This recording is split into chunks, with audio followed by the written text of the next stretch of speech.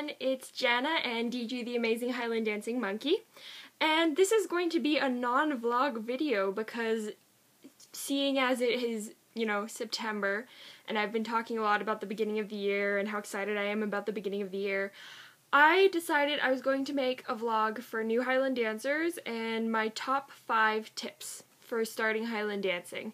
I mean, they're kind of general tips, but these are my top 5 tips for people who are starting Highland dancing now. Tip number 1 is practice. If your teacher tells you to practice something, practice it. You will get more out of your classes, and you'll improve, and you'll be happy because of your improvement. I guarantee it. It's one of the best things ever to be able to watch a video from the beginning of the year and then watch a video from the end of the year and be able to actually see a difference. And especially if it's your first year in Highland, if you look back from where you came from and at the end of the year you've improved so much, it's usually like a huge difference and it's really cool to watch. So yeah. My second tip is ask questions. If you do not understand something in Highland class, ask your teacher. They will not judge you, and they will answer your question to the best of their ability because that's what they're there for, so that you can learn Highland. So,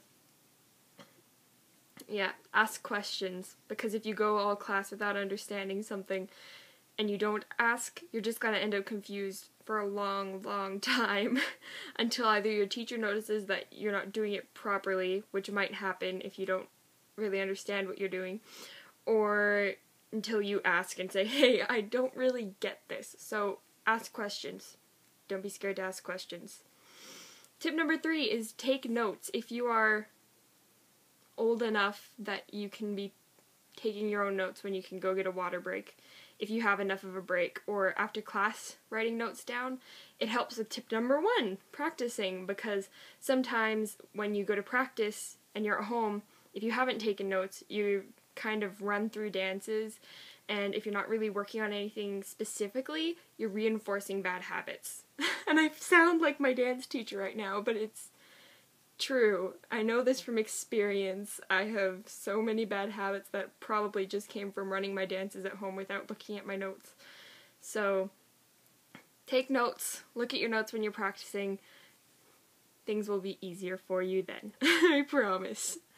Tip number 4 is eat a snack before class.